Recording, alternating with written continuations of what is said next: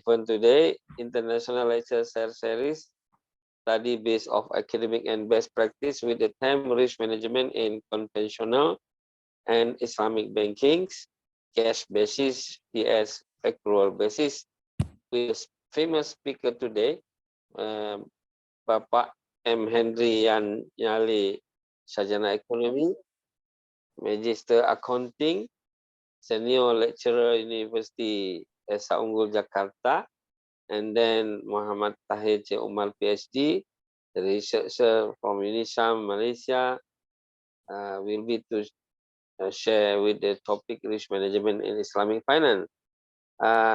Because Mr. Henry the first time join ILC event, I will to inform you that this event not conference but international share series. Therefore, we will to join this event with relax and happy only. Don't worry, be happy. Therefore, you can to drink coffee or tea, no problem. And then kongsi ilmu lah kata orang Malaysia, knowledge silaturahim. There is 5 itinerary or agenda. The first welcoming speech from me as the chairman ASEAN Lecture Community. The second, because you are the first time, there is the song by video regard ASEAN Lecture Community official video around 3 minutes, I think. And the third sharing session, who's early will be to sharing. We will to look the name with the alphabet A to Z. If I look to Muhammad M, this is equal M Muhammad pula. But it's go to Henry H lagi awal daripada M, tapi ni saya nak guna M apa nak guna H, tak payah. Tak tahu. Pak Henry, I hope you can to share the first Henry Yanali and then the last Muhammad Tahir. Okay, thank you once more for the speaker, and very proud to the student and I think lecturer too from the Indonesia and Thailand. Usually so Thai and Malaysia too, and Indonesia from Jakarta, from Bekasi, and from Bogor, and so on. And once more, thank you very much for you all. The second, we look Pak Henry, the official video lagi. Kita menjemput, we invite Mr. M. Henry Yali is the first speaker. Time is your now around 30 to 35 minutes for the times. Please, Pak. Terima kasih, thank you Pak Prof. Reza. Izinkan saya host ya sebagai untuk share. You come to sharing your PowerPoint because you are co-host right now. Oke, baik. Terima kasih. Saya coba share. Yes.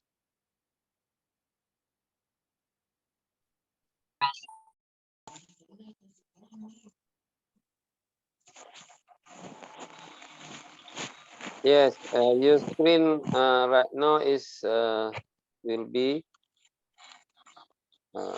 Tuh, ini belum bisa full apa namanya view. 30 minutes or 1 hour, Pak Prof. Reza? Yeah, 30 minutes to 35, no problem.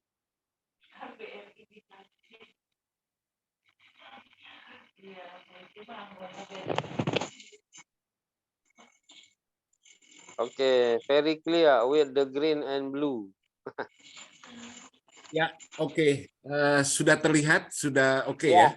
Very clear. Green, I mean the red and blue. Okay, this is the color of Esa Unggul University. Yeah. Jadi tahun 2022 kemarin kita baru di-assign dengan Arizona State University. Yes. Jadi memang agak repot para lecturer yang ada di university harus discuss every time dengan lecturer yang ada di Arizona State University USA untuk discuss about curriculum, and you have updated my curriculum from setiap every 2 years selalu updated ya. Saya agak mesti banyak belajar dari Prof. Reza dan Prof. Cik Tahir untuk terkait dengan saya lagi tadi senang mendengar berita dari Cik Tahir. Saya memang baru belajar jujur, to be honest, saya baru belajar terkait dengan syariah karena banyak aspek terkait dengan syariah, sementara Indonesia ini mostly more than 80% warga Muslim ya. Jadi ada banyak aspek ya yang perlu saya perdalam, terutama in accordance with the accounting and finance policy in Indonesia. Nah, oleh karena itu dari awal saya sejak di-invite sama Profesor Reza, saya discuss dengan teman-teman yang kebetulan posisi director and ya ada beberapa senior my colleagues from yang dulunya pertama pencetus dari Bank Muamalat Indonesia. Nah itu ternyata memang aspeknya cukup menarik, Prof. Reza dan Miriam. Nah, pertanyaan saya dengan mereka, apakah Indonesia atau Malaysia atau Singapura atau yang lain-lain terkait dengan bank syariah ini sudah benar-benar menjalankan prinsip-prinsip syariah sebagaimana surat Al-Quran, Al-Baqarah ayat 282 gitu kan. Nah itu yang menjadi, jadi saya masih tidak yakin karena apa? Beberapa kawan-kawan, my colleagues and my itu ternyata memang kalau di Indonesia ya, we are talking about Indonesia, dia masih menggunakan parameter kayak performance kinerja, menggunakan apa istilahnya itu return on equity ataupun return on asset. Jadi it means that cenderung kepada quote unquote kapitalisme. Jadi saya nggak yakin gitu Pak Prof. Reza ya. Jadi nggak tahu di Malaysia, tapi saya lihat baca beberapa hari sebelumnya terkait dengan laporan financial statement Bank Islamik Malaysian Islamic Berhad ya, Bank Islamik Malaysia. Bank Islam Malaysia Berhad. Itu memang sebagian sudah ya hampir seluruhnya. Cuma kalau saya cek kembali, kalau di syariah ini mostly negara dalam hal standar accounting dan auditing itu refer kepada OIFI ya. Jadi ada standar akuntansi yang digunakan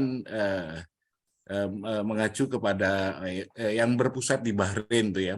Jadi standar accounting yang benar-benar di syariah digunakan oleh sebagian besar negara. Nah, yang saya dapat juga memang sekarang ini ternyata kondisi terakhir untuk apa yang kita sebut dengan sirkah temporer itu yang terbesar, justru pengelolanya itu agak kaget, bukan dari Middle East atau teman-teman dari daerah Timur Tengah dan sekitarnya, Jazirah Arab, walaupun dananya cukup besar, pengelolaan dana untuk sirkah temporer justru yang terbesar dari ini adalah HSBC, Hong Kong Shanghai Bank. Jadi kaget juga saya, ternyata artinya untuk pengelolaan dana ini lebih banyak di luar dari ya sebagian besar orang-orang yang ya HSBC mungkin nasabah ataupun ininya nggak terlalu besar, tapi memang dia lebih percaya atau dipercayai oleh para deposan. Nah, yang berikutnya dari yang saya ambil juga tadi, karena justru ada tema ataupun topik yang menarik ini terkait dengan accounting base, menggunakan cash basis ataupun accrual basis ini yang jadi saya makin curiosity, jadi makin penasaran. Akhirnya saya masuk baca lagi beberapa penelitian from overseas ataupun lokal Indonesia, teman-teman guru-guru besar, profesor. Nah, saya baca yang ya itu. Jadi memang kesimpulannya memang agak sulit menerapkan prinsip syariah atau bisnis ekonomi secara syariah murni. Karena apa?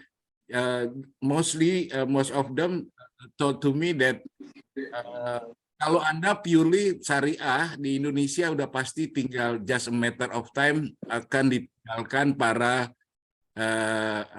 penabung. Nah, fungsi bank kaitannya dengan sebagai intermediari adalah kepentingan mengelola kepentingan yang terkait dengan para yang punya dana dan pembiayaan gitu ya. Nah, itu bagaimana secara prinsip syariah. Nah, di Indonesia ini saya lihat kita nanti akan masuk ke ada studi case sedikit review terhadap financial report Bank Syariah Indonesia. Kita akan lihat kira-kira apa yang ada di dalam laporan annual report mereka Bank Syariah Indonesia, karena agak lumayan besar Bank Syariah Indonesia kalau di compare with nggak tahu, saya belum lihat data detail ya di Bank Islamic Berhad Malaysia. Itu kita ada sekitar 178 triliun rupiah atau ekuivalen 500 million ringgit Malaysia, jadi lumayan besar gitu. Nah, kalau justru itu di dalam topik saya lebih fokus saat ini Pak Profesor, itu saya akan menekankan kepada bukan dalam hal kepentingan risk management untuk para penyimpan dana atau deposan ataupun para orang yang memanfaatkan dana atau yang meminjam dana di bank syariah. Tapi saya lebih fokus kepada orang yang mengelola dana syariah yang dipercayakan tadi, bagaimana pengelolaannya menggunakan prinsip-prinsip Islam atau syariah. Sebagaimana diketahui, prinsip Islam secara sederhana kan rahmatan lil alamin, dan tidak ada di dalam Islam itu abu-abu ya, antara hitam dan putih, atau di Islam itu jelas hitam putih. Nah, itu yang jadi kalau keraguan-raguan sebaiknya jangan. Saya sendiri bukan nasabahnya Bank Syariah karena memang tadi nggak tahu prinsipnya, karena ukuran keberhasilan pengelolaan dana syariah itu masih mengacu kepada return on equity atau return on asset, tapi belum kemaslahatan umat. Artinya, dua aspek yang akan kita lihat di dalam paper saya ini adalah terkait dengan apakah pengelolaan Islamic Bank yang ada di Indonesia atau dana syariah yang ada. Di Indonesia itu ada 3, ada bank syariah, ada unit usaha syariah, dan ada bisnis syariah itu sendiri. Nah, kalau di bank-bank private kayak seperti OCBC ataupun Niaga, mereka punya unit usaha, the part of operational bank yang ada di masing-masing bank di Indonesia ya. Nah, pemerintah juga ada bank 100% dia mengelola secara bank umum, ada juga yang khusus 100% mengelola syariah. Tapi parameter keberhasilan atau ukuran atau baik ataupun tidak perform itu masih menggunakan parameter konvensional atau belum menggunakan syariah. Di mana itu kita akan lihat nanti di dalam review saya terkait dengan laporan keuangan mereka. Nah, itu ya. Jadi sekedar kita preview sedikit Pak Profesor. Kita akan gara-gara Pak Profesor aja tadi menayangkan apa. Nah, sebelumnya kita mohon maaf, saya akan memaparkan disclaimer dulu.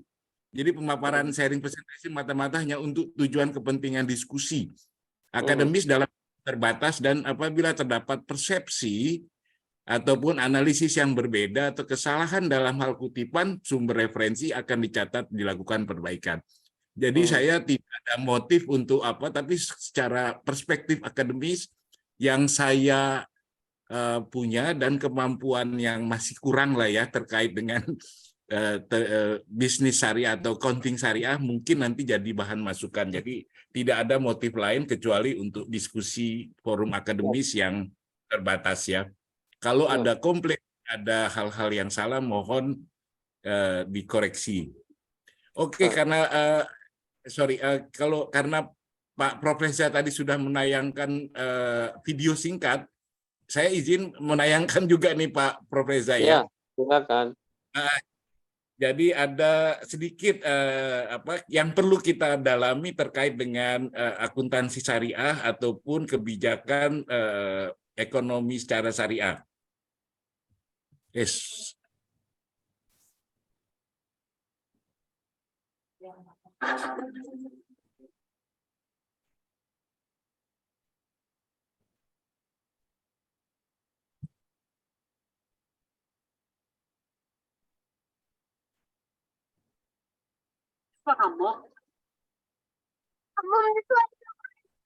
Belum tampak lagi. Belum ya? Saya udah bisa? Tapi di layar macamnya masih cover lagi. Kang Indah boleh di backup apa yang Pak Henry perlu buat supaya video dia boleh. Ya, ada 3, 4, 5 menit ini video. Indah Gumilang, are you can to support Mr. Henry about the videos? Halo? Kang Indah, itu Pak Henry mau share video itu apa yang you boleh support? Iya, harus keluar itunya, kreatifnya. Coba Gimana? diberitahu aja. Gimana Pak Indra? Itu screenshotnya Bapak keluar dulu Pak.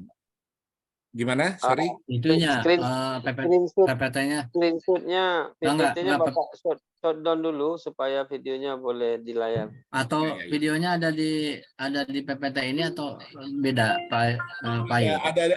Ada di PPT. Oh. Pak Indra bisa? Kalau ada Indah akan coba bantu share Pak. Oke, saya keluar dulu ya. Ya, Bapak shoot down yang di layar itu PPT-nya. Kirim ke Indah aja dulu.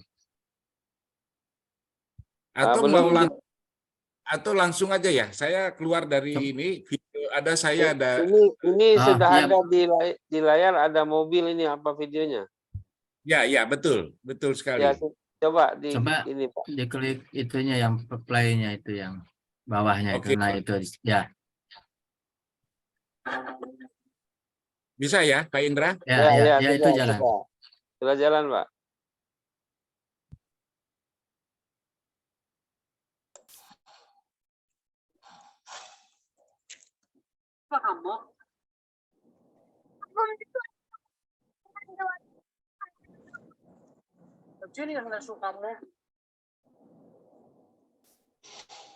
نعم وما فيها شيء، هي ما يصورها بس هي قديمه شوي. خلص راح اخذها انا اعطيك واحده بدالتها.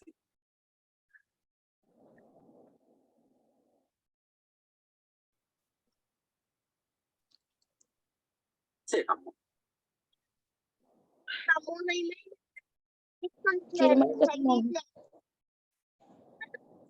كله نفس الشيء.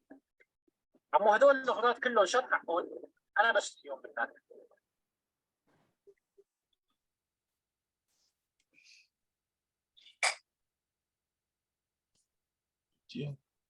أما هدول كلهم حقهم 25 ليرة. تماما اتفقنا راح اخذهم.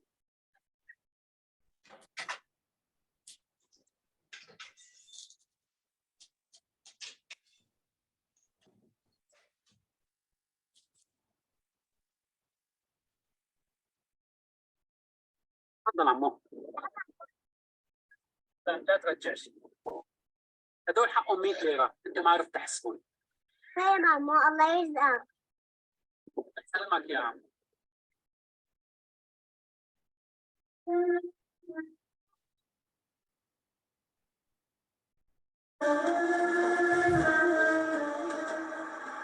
عمو ليش مالك لابس جراب؟ ليش بوطك مشقوق؟ والله يا عمو ما عندي غيره.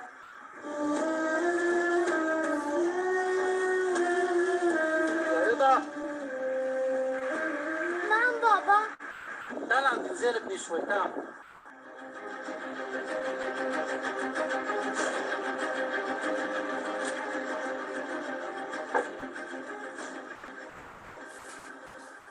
نعم بابا.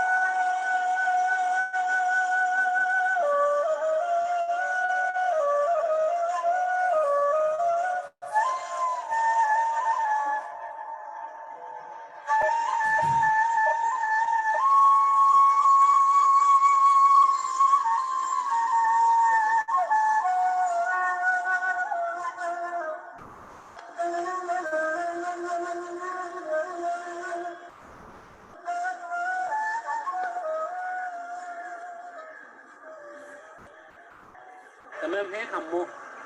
ايه تمام عمو الله يرزقك.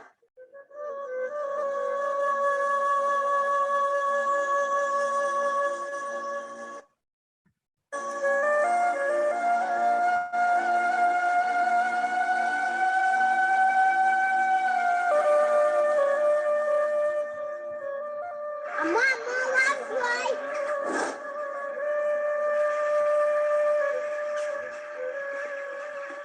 عمو انت مين؟ مين يعني؟ انسان مثلي مثلك. لا عمو انت في جواتك سر. شلون يعني ابني ما فهمت عليك؟ في بقلبك خوف من الله، في بقلبك حنية، في بقلبك إيمان. أما بتعرف الله صانت فيني أنت؟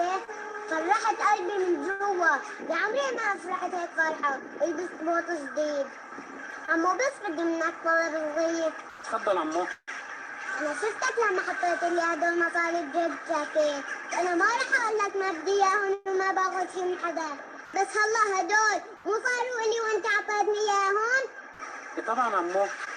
بدي أأمنك فيهم أمانة، تبعتهم لأخواتنا اللي قاعدين بالخيام، ما عندهم مكان يناموا فيه، عم بيناموا على الواقف، بالميات والطوافين، هدول صاروا أمانة برقبتك، تفضل خدهم.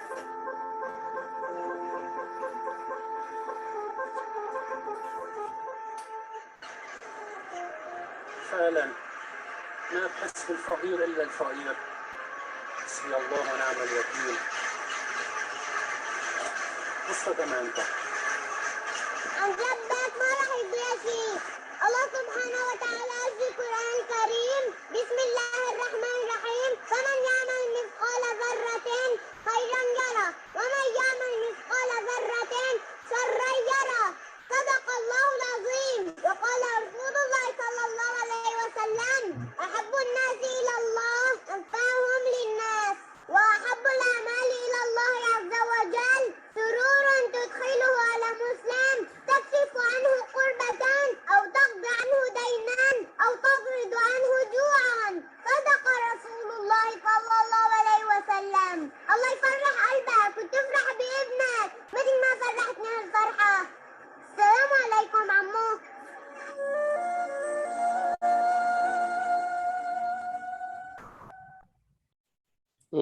Nice. Sorry, kita fullkan lagi ya tadi. Nggak full. Nah ini Biasanya saya beberapa kali mengajar dengan video jauh lebih efektif, dan ini kalau kita lihat dari video terkait dengan Islam itu sendiri adalah terutama hati-hati dalam hal, kalau saya melihat dari sisi pengelola itu artinya surat Az-Zalzalah tadi itu jelas sekali meyakinkan dalam hal Islam selalu mengajarkan amal-amalan, baik itu sekecil apapun. Bu Azhara itu bisa diartikan sekecil bom atom, itu pasti Allah Subhanahu wa Ta'ala akan mencatat, atau sebaliknya. Kalau kita berbuat yang tidak baik ataupun baru niat untuk sedikit tidak berbuat baik, sudah pasti akan dicatat. Jadi fama ya'mal misqala dzarrati khairan yarah sama wa ma ya'mal misqala dzarrati syarran yarah, itu menjadi patokan dalam hal pengelolaan bisnis syariah ataupun bank syariah secara Islam ataupun secara syariah. Jadi hati-hati. Nah, itulah yang saya akan lihat, akan saya fokuskan materi saya ini ke arah pengelola, bagaimana mempertanggungjawabkan dana ataupun menyalurkan dana dari para deposan untuk benar-benar digunakan dan dilaporkan kepada para pemegang kepentingan. Jadi ada dua aspek yang saya akan soroti. Yang pertama, apakah pengelolaan dana syariah ini dalam hal ini bank syariah sudah atau berdasarkan perspektif world accumulation atau world distribution, atau akumulasi kekayaan atau distribusi bagi kemaslahatan umat atau kepada orang-orang yang benar-benar membutuhkan gitu ya. Tapi kalau jelas secara Islam kita ukurannya menjadi jelas kalau masih menggunakan ukuran kemakmuran bagi para pemegang saham, bagi orang-orang itu jelas arahnya, kalau istilah mungkin saya salah, tapi itulah yang disebut kapitalisme, kapital. Jadi belum mengarah kepada bisnis pure syariah. Nah, kalau syariah, kalau saya dapat advice dari beberapa rekan-rekan kolega, my colleagues, adalah yang memang distribusi bagaimana untuk kemaslahatan umat, bagaimana yang tadinya nggak punya rumah dengan diberikan pinjaman atau apa syariah, atau bisnisnya yang kecil menjadi lebih baik, artinya jauh lebih penting dibandingkan dengan shareholder itu sendiri. Jadi ada dua, shareholder dan stakeholders, yang akan kita soroti. Nah, materi kita ada 4 aspek, mungkin tadi overview kita sudah sampaikan bagaimana Islamic Banking Accounting Concept, dan case study sebenarnya semacam review dari laporan keuangan. Kita coba telisik lebih jauh terkait dengan financial report. Dan yang terakhir conclusion atau simpulan. Intinya sederhana, pemahaman yang masih kurang yang ada di perspektif saya, Prof. Reza dan Prof. Cik Tahir ya, yaitu secara garis besarnya syariah ini terkait dengan akuntabilitas atau pertanggungjawaban. Nah, apakah pertanggungjawaban itu sudah berdasarkan Pak, sorry. Ya, Pak. Sorry, Pak Henry mau shoot down video dulu, mau diganti ke flyer, ganti ke PowerPoint teman-teman. Itu boleh di bisa. shut down dulu videonya. Itu oke, Pak. Jadi waktunya masih cukup ya? Boleh izin waktunya ya, Pak ya?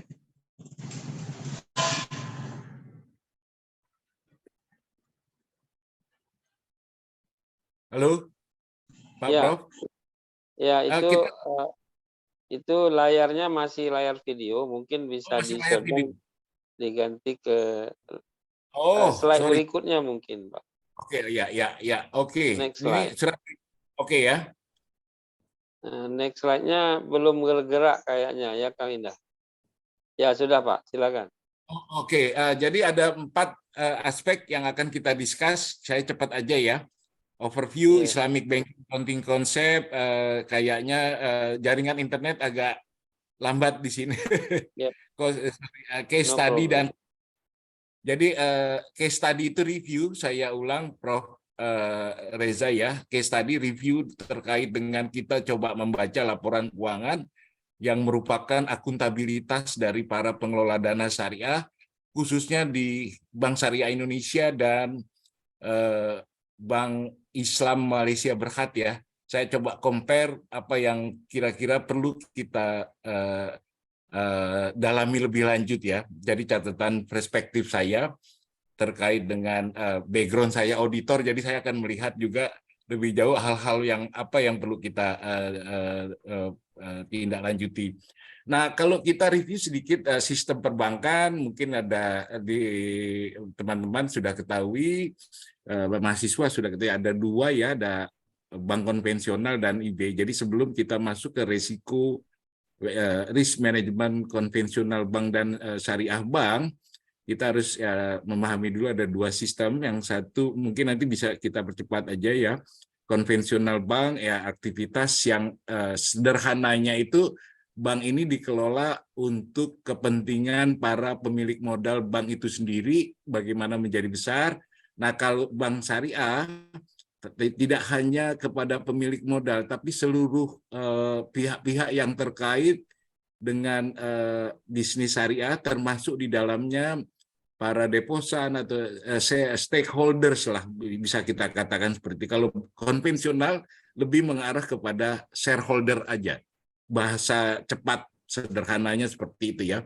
Kalau ada kenaikan kekayaan dari shareholders, biasanya kita langsung menunjuk itu kapitalis atau di luar syariah. Kalau syariah, semua pihak yang terkait dengan dari mulai deposan ataupun orang yang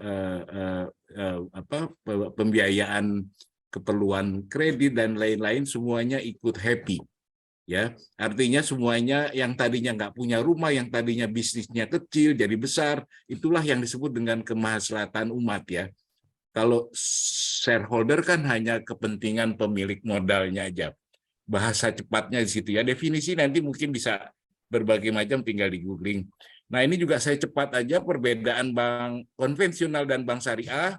Ada kurang lebih notis saya dari berbagai macam sumber ya. Saya ambil dari OCBC NISP. Paling nggak ada 10, kita skip, bisa lebih percepat. Nanti kalau mau di-share materinya nanti akan saya berikan. Nah, begitu juga risiko. Jadi dalam hal pengelolaan ini di Indonesia itu sudah mengacu kepada bab 2 pasal 4 butir 1 Peraturan Bank Indonesia nomor 5/8 PBI 2003. Jadi risiko apa saja yang harus dilaporkan, harus di-disclose, diungkapkan di dalam laporan bank, laporan tahunan bank itu ada, atau auditor, itu paling nggak ada 10. Ada 8 ini yang minimize, atau mungkin di freeze lagi jadi 4 atau 5, 6, dan begitu pula saya baca di notes of financial statement-nya Bank Islam Malaysia Berhad juga seperti itu ya. Mostly hanya penggunaan istilah tapi hampir sama lah. Nah, yang penting juga ini kalau kita berbicara pengelolaan risiko atau adalah terkait dengan informasi akuntansi syariah yang harus kita pahami. Jadi dalam surat Al-Quran, Bismillahirrahmanirrahim, Al-Baqarah 282 menyatakan bahwa Allah Subhanahu wa Ta'ala memerintahkan untuk senantiasa mencatat benar dan jujur berdasarkan bukti yang mampu di bidangnya, berdasarkan bukti-bukti yang mampu di bidangnya dalam rangka menjaga harta dan menghilangkan keraguan-raguan. Jadi di dalam video kita tadi, kalau saya boleh sampaikan sedikit terkait tadi video tadi bagaimana perkara kebenaran, keadilan, dan kejujuran, termasuk di dalamnya adalah yang benar-benar berbisnis itu atau melakukan transaksi ekonomi itu. Semua pihak kalau bisa tidak ada yang merasa terzolimi, tidak ada yang tidak jujur. Jadi benar-benar apa adanya dilaporkan. Jadi justru itu terkait nanti dengan risiko pencatatan kita, apakah menggunakan cash basis atau accrual basis. Jadi tujuan penyajian akuntansi sesuai prinsip syariah, nah ini di dalam penelitian Triyono bahwa menekankan pada konsep akuntabilitas. Jadi pertanggungjawaban. Dipercaya menyimpan dana, mengelola dana dan mendistribusikan dana itu dalam bentuk simpanan ya harus bisa dipertanggungjawabkan. Untuk apa, dananya dari mana, berapa jumlahnya, bagaimana pengukuran, bagaimana pencatatan, pengakuan dan sebagainya.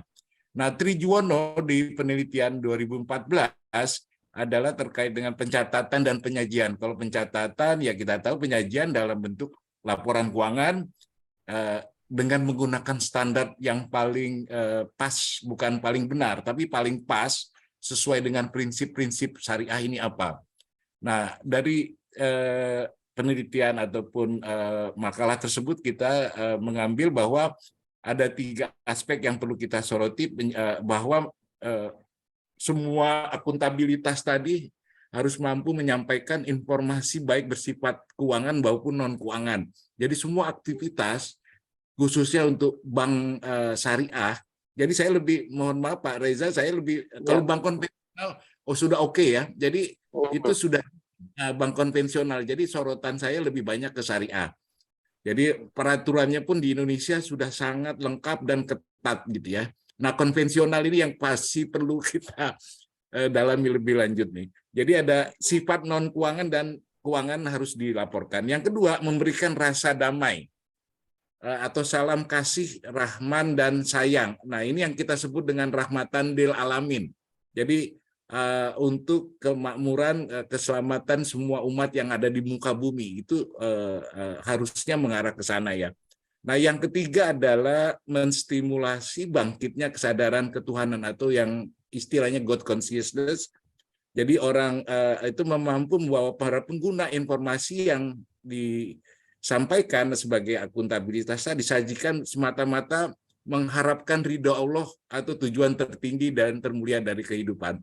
Nah, ini yang banyak kalau saya baca dari penelitian yang poin nomor 3 ini, ya sudahlah kalau dia sudah nyimpan dana di bank syariah, entah digunakan untuk apa, kepentingan apa, ya sudah yang penting saya sudah ridho katanya.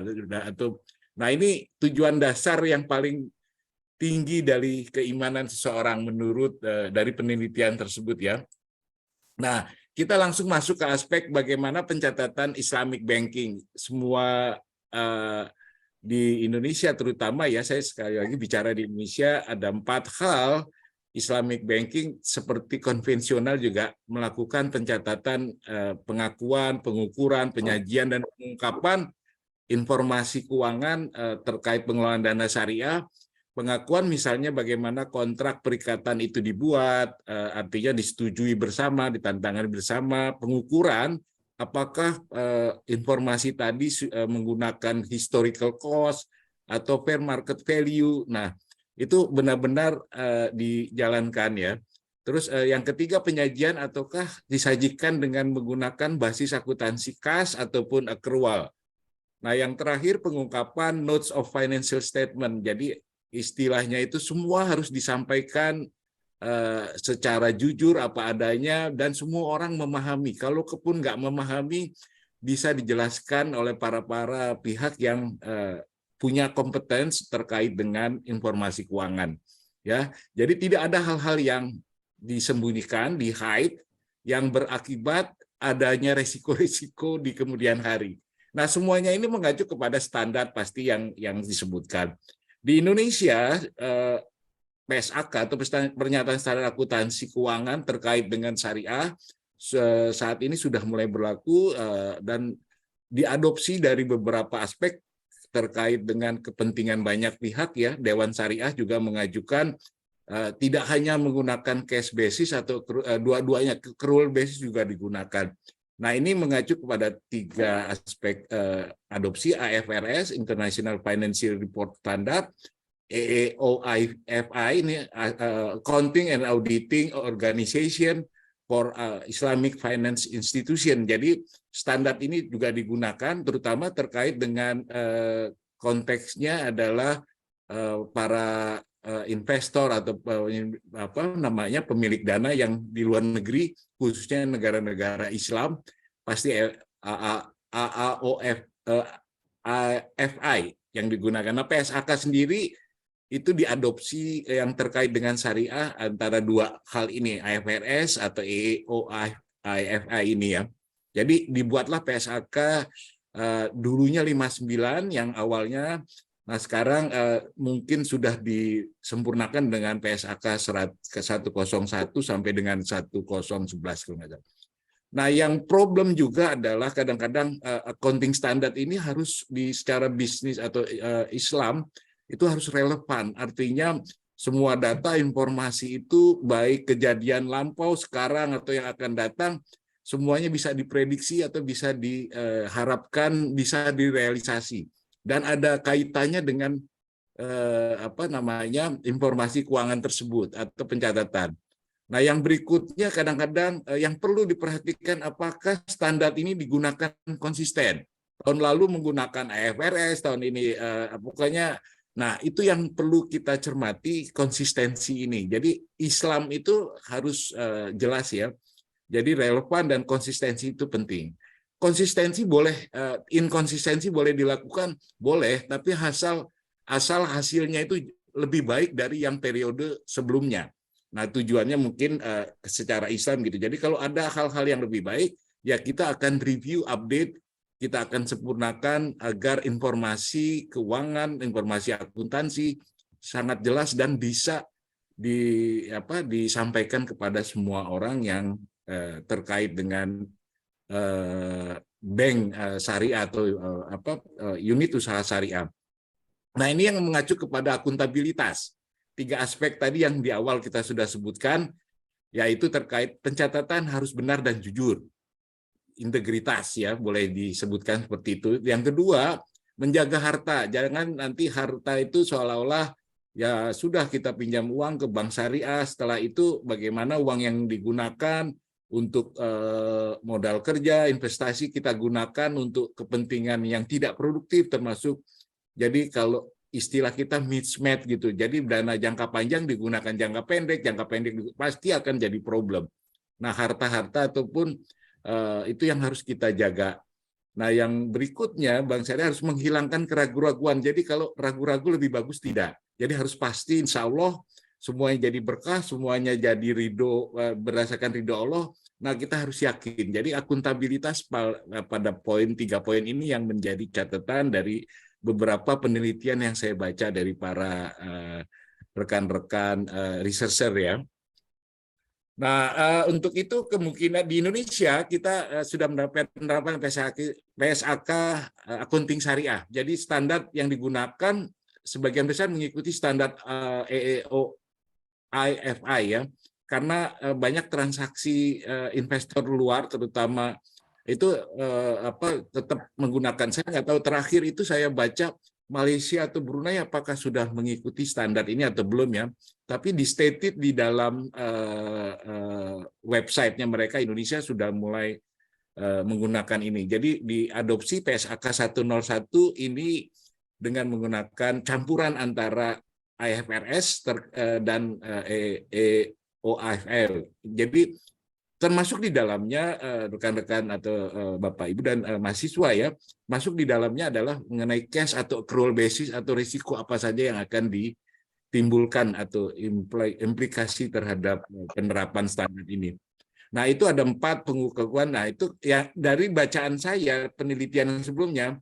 Nah, memang disimpulkan atau banyak peneliti tadi cash basis itu paling cocok untuk khusus pendapatan bagi hasil dan beban ya. Beban pendapatan bagi hasil yang sudah diterima. Jadi cash basis. Jadi bagaimana untuk zakat mungkin agak sulit karena zakat itu kan prediksi kalau menggunakan accrual basis dia ya kadang-kadang yang sejatinya itu tetap penggunaan zakat tadi kalau zakat itu sudah realisasi manfaatnya sudah diterima.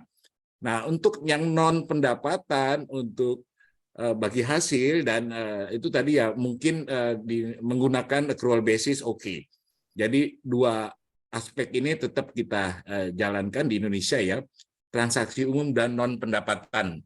Itu secara dari kesimpulan atau bacaan saya terkait dengan accounting syariah, pernyataan standar akuntansi keuangan syariah. Nah, yang berikutnya Nah ini yang penting ya, sekali lagi ada dua aspek yang saya sudah sebutkan. Nah, yaitu bagaimana how we stated the world accumulation dan world distribution. Nah ini kita dalam hal pengelola Bank Syariah Indonesia atau Bank Islamic Malaysia Berhad, apakah tujuan pengelolaan dana Bank Syariah ini mengarah kepada world accumulation atau world distribution? Nah, silakan nanti kalau world accumulation sudah pasti kapitalis ya. Jadi memperkaya, meningkatkan kekayaan atau aset dari para shareholder yang dalam hal ini ukuran kinerjanya jelas, return on equity secara ini, jadi ekuitasnya kalau dia berkurang berarti tidak berhasil pengelolaan dananya, pengelolaan banknya, dan profit and loss dan financial statement. Nah ini lebih mengarah kepada beberapa standar akuntansi yang digunakan di dalam IFRS, Decision Usefulness Framework. Jadi kerangkanya jelas. Jadi ada keuntungan yang diperoleh guna memperkaya para pemilik modal. Jadi kapitalisme. Nah yang paling pas adalah harusnya syariah ini ke arah ke world distribution. Jadi dana yang ada di bank syariah bisa dimanfaatkan sebanyak mungkin bagi orang-orang yang membutuhkan sehingga menimbulkan kemaslahatan seluruh umat. Jadi tadi contoh yang saya sampaikan di awal, bagaimana yang tadinya belum punya rumah diberikan pinjaman, dia sudah punya rumah yang layak huni, bisnis yang kecil menjadi besar, itulah yang namanya maslahat ya. Jadi distribusi dari dana yang digunakan atau yang disalurkan oleh Bank Syariah ini benar-benar untuk kemaslahatan semua umat. Nah, biasanya resiko yang muncul, apa yang disebut kalau bacaan saya dari beberapa penelitian, apa yang kita sebut impairment atau penurunan nilai ekonomi dari duit atau dana yang kita simpan, investasi yang kita simpan. Nah, itu biasanya resiko yang paling banyak. Yang kita sebut dengan resiko expropriation atau ekspropriasi dan confiscation. Artinya tindakan yang dilakukan oleh pemilik kendali dalam hal ini untuk memaksimalkan kekayaan dengan cara dengan cara menggunakan aktiva orang lain lah gitu. Jadi kembali lagi resiko itu pasti akan banyak, atau secara gampangnya kalau tidak menyentuh kemaslahatan semua umat, itulah resiko yang dalam hal pengelolaan yang salah dalam hal bank syariah ya. Jadi impairment tadi risiko yang dilaporkan juga di dalam laporan keuangan Bank Syariah Indonesia yang disebut dengan cadangan penurunan nilai yang berpotensi jadi loss gitu ya. Jadi doubtful expense lah kalau bahasa akuntansi konvensional ya. Nah, kalau expropriation tadi ada dua hal pengambil alihan. Kalau orang-orang pengendali, artinya pemegang saham mayoritas, dia punya hak menentukan kebijakan terhadap penyaluran dana, terhadap menentukan pembagian bagi hasil. Kalau di dalam pemahaman saya, kalau di dalam Islam, kalau satu untungnya besar, yang satu kecil, udah pasti istilah kita zolim. Jadi harusnya sama rata gitu kan. Nah, bagaimana dia secara legal punya hak pemegang kendali atau saham mayoritas untuk bisa menentukan kebijakan yang ujung-ujungnya akan memperkaya para pemilik modal itu sendiri ya, sama mirip kayak kapitalisme gitu ya. Nah, ini yang kalau saya lihat banyak di beberapa laporan keuangan, terutama di Bank Syariah Indonesia. Saya kurang setuju, maka itu waktu penggabungan Bank Syariah, bank-bank pemerintah dengan kegiatan unit syariahnya digabung jadi satu. Kalau kita akademisi menimbulkan pertanyaan, kenapa tidak bersaing bagaimana pengelolaan syariah yang baik dengan trust worthy atau kepercayaan dana masyarakat sehingga bisa meningkatkan aset dari bank syariah itu. Jadi saya curiga pada saat, bukan curiga, konotasinya negatif. Menimbulkan pertanyaan sebagai akademisi, kenapa harus di-merger? Harusnya kayak Bank Mandiri, Bank BRI, kalau dia tidak menjalankan dengan baik, maka akan ada resiko withdrawal. Jadi orang-orang yang menyimpan akan menarik dananya dan memindahkan dananya sebagai seorang Muslim gitu untuk benar-benar ditempatkan kepada bank syariah yang pure menjalankan bisnis syariah murni.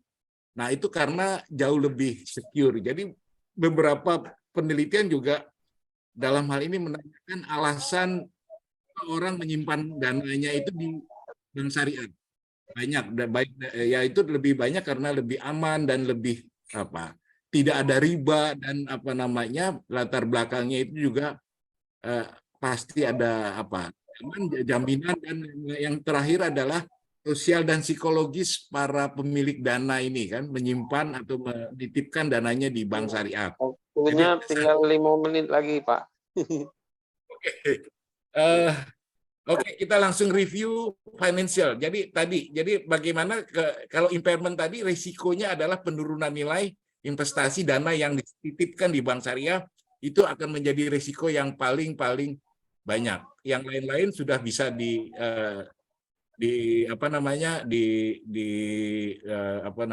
cover lah gitu ya.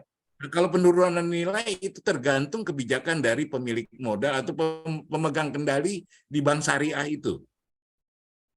Nah, kita skip cepat aja ya. Nah, ini contoh tadi review terkait syariah financial report. Jadi, nah ini kalau kita lihat ini ukuran, ini sumbernya dari annual report tahun 2021-2020 Bank Syariah Indonesia. Ada di referensi di slide terakhir nanti. Saya kutip data ini dari mana. Jadi data ini benar-benar perspektif akademis adalah fakta kan gitu ya, Prof. Reza ya. Nah, ini saya ambil. Jadi ada kenaikan ROE. ROE-nya cukup ya lumayan lah gitu kan. Ada ROA sedikit, harusnya ROA-nya lebih besar ini kan. Tapi ROE-nya ini indikasi baru indikasi ya, potensi indikasi ini agak kapitalis gitu ya. Kalau saya boleh sebut sebagai akademisi. Ditambah lagi dengan penelitian saya membaca laporan keuangan ini ada aset yang belum di-disclose atau diungkapkan kepada publik gitu ya, terkait dengan perbedaan ini. Ada 181 miliar rupiah. Itu ada pencatatan entah salah, entah belum dijelaskan gitu. Ini ditemukan oleh auditor the Big Four yang digunakan oleh Bank Syariah Indonesia. Itu ada selisih 181 dalam hal equity-nya. Jadi ini yang saya baca catatannya masih belum jelas ya. Ini dari mana? Mungkin nanti ada teman-teman. Nah, ini yang mungkin dari sini nih. Kalau di dalam ini laporan audit yang saya kutip dari PricewaterhouseCoopers yang digunakan, itu ada selisih tuh. Jadi ada dana 181 miliar yang belum jelas penggunaannya atau selisihnya ada di mana nih. Tapi ini ditemukan oleh auditor dan perlu didisclose di tahun 2023 nanti 2022 untuk dijelaskan. Nah, yang berikutnya adalah ini ya, ada sedikit terkait dengan pembiayaan. Nah, ada kenaikan karena tadi ekspropriasi dari pemegang saham mayoritas bank syariah, dalam hal ini pemerintah atau BUMN lah gitu ya, kenaikan pendanaannya 4,13%. Pihak-pihak berelasi artinya orang-orang yang terkait dengan pemegang saham mayoritas tadi naiknya cukup signifikan 15%. Tapi di lain pihak cadangan kerugiannya sangat signifikan naik. Jadi kemungkinan adanya impairment tadi sangat besar. Itu cadangan penurunan kerugian yang akibat dari kebijakan yang perlu dipertanyakan, bukan salah, tapi perlu disampaikan lebih lanjut. Jadi jumlah pembiayaan secara keseluruhan hanya naik 7,8%, tapi resiko cadangan kerugiannya itu 48 atau ya hampir 50% itu yang tidak kemungkinan potensi tidak terbayarkan. Nah, ini jelas ini perspektif, ini saya kutip dari laporan PricewaterhouseCoopers yang diambil dari laporan tahunannya Bank Syariah Indonesia. Nah, compare with this Bank Islam Malaysia ya, mungkin enggak kita besarkan aja. Nah, Bank Islam Malaysia ini hanya impairment atau penurunan nilai ekonomi dari investasi atau uangnya itu hanya 0,96% dari pembiayaan yang sudah diberikan oleh Bank Islam Malaysia kepada orang-orang yang berhak. Nah, itu bayangin. Jadi yang terbesar memang ada construction. Indonesia juga construction, itu nanti silakan baca teman-teman di laporan financial audit financial Bank Syariah Indonesia. Jadi memang ada sedikit pergeseran Bank Islam Malaysia Berhad ini naiknya ada porsinya itu hampir 10% terkait dengan impaired financial by sector. Jadi sektor yang kemungkinan nilainya menjadi turun ya khususnya konstruksi dan wholesale. Tapi semuanya majority daripada pembiayaan ini benar-benar arahnya ke kemaslahatan umat, ya. Jadi presentasi tidak tertagih atau lain-lain ya sangat kecil ya. Nah, ini tapi di 2021 sudah mulai ke arah bisnis as usual untuk increase their shareholder capital sepertinya, karena ada konstruksi. Atau konstruksinya seperti apa perlu dijelaskan. Malaysia dalam hal notes of financial statement-nya sangat jelas arahnya kemana. Kan di Indonesia masih abu-abu tapi masih perlu penjelasan lebih lanjut. Oke.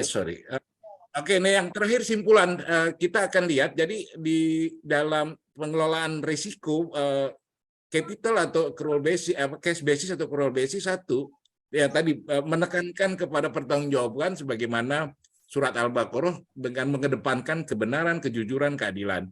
Perbankan Syariah Indonesia mengadopsi 3. Jadi PSAK di dalam pengelolaan PSAK yang digunakan sebagai suatu standar dengan mengadopsi 3 standar tadi ya. Jadi ada penyesuaian EOIP sama IFRS ini kalau biasanya untuk luar transaksi dengan Middle East, dengan orang luar negeri terkait dengan pengelolaan dana menggunakan standar 3-nya itu diadopsi menjadi satu PSAK Syariah. Yang ketiga, Dewan Syariah menyatakan dua basis akuntansi digunakan. Ya, jadi cash ataupun accrual basis digunakan. Yang paling penting adalah tadi kalau dia untuk pendapatan jelas di stated dimension itu bahwa cash basis digunakan, tapi untuk yang lain-lain boleh sampai kalaupun nanti ada itu akan ada rekonsiliasi kalau sampai tidak measurement-nya masih ada perdebatan. Nah, yang keempat, resiko ekspropriasi oleh pemegang kendali. Potensi terjadi karena pada pengelola agensi, ini ada agensi teori, ada asimetri informasi dalam sisi akuntansi, berimplikasi meningkatnya CKPN atau impairment lah. Jadi cadangan kerugian penurunan nilai atas uang yang dipercayakan di Bank Syariah Indonesia yang kemungkinan jadi turun. Atau transaksi dalam hal transaksi dan atau loss impairment, atau yang paling penting juga ethics akuntabilitas, karena nggak bisa kita kontrol terkait dengan kebijakan para pemegang kendali atau majority shareholders, dia akan melakukan apa di tahun berikutnya, tahun sekarang.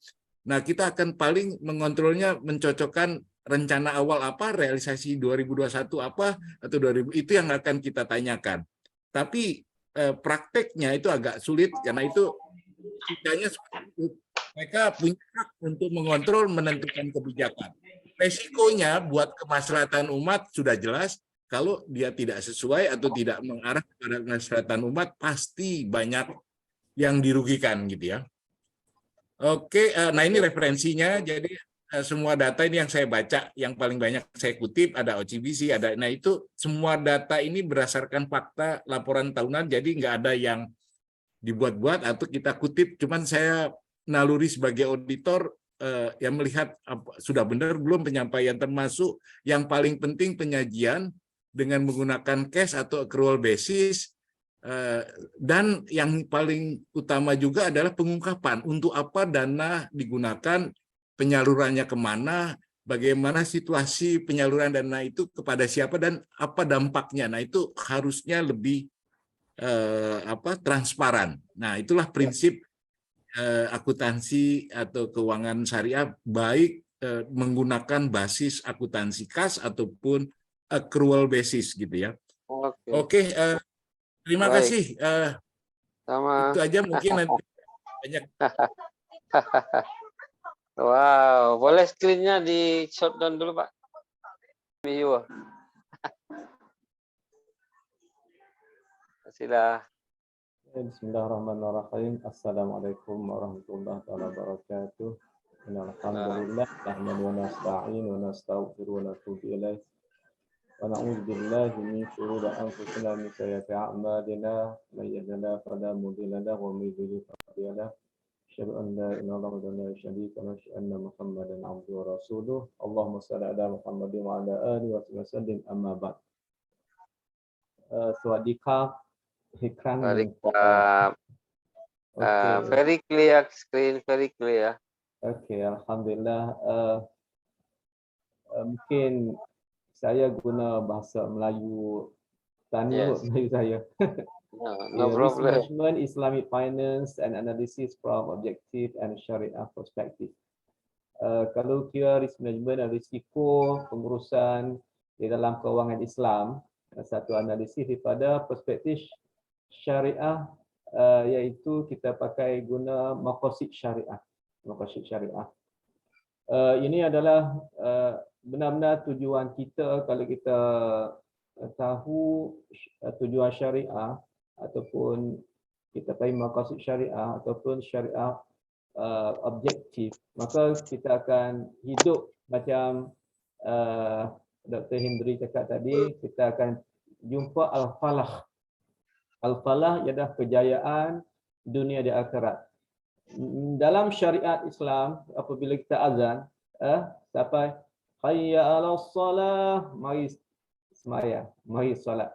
Hayya 'alal falah, di situ dalam sembahyang itu adalah al-falah, kejayaan. Maka konsep kita hidup dunia ini adalah al-falah, kejayaan dunia dan akhirat. Rabbana atina fid dunya hasanah wa fil akhirati hasanah wa qina adzabannar. Itu yang motif kita, walau kamu nak duduk jadi apa benda saja, sebagai presiden, sebagai perdana menteri, sebagai whatever lah, you are professor tak professor. Jadi yang penting kita sama-sama menuju konsep al-falah. Sebab tu al-falah penting bagi kita. Okey. Sebagai introduction ataupun mulai Islamic Finance Institution ataupun kita punya IFS, iaitu institusi kewangan Islam itu secara global, untuk kita dapatkan al-falah. Al-falah iaitu kemenangan, kejayaan dunia dan akhirat itu. Di dalam itu dia ada risiko. Ada risiko. Semua ada risiko. Kita hidup ada risiko. Kemungkinan saya sekarang ni, kemungkinan duduk di Malaysia, kemungkinan tak tahu dapat risiko, contoh faktor umur iaitu kemungkinan apabila growth up sebagai umur yang tua, kemungkinan kita dapat satu risiko di segi penyakit, risiko di segi pendapatan, income dalam ekonomi dia ada income.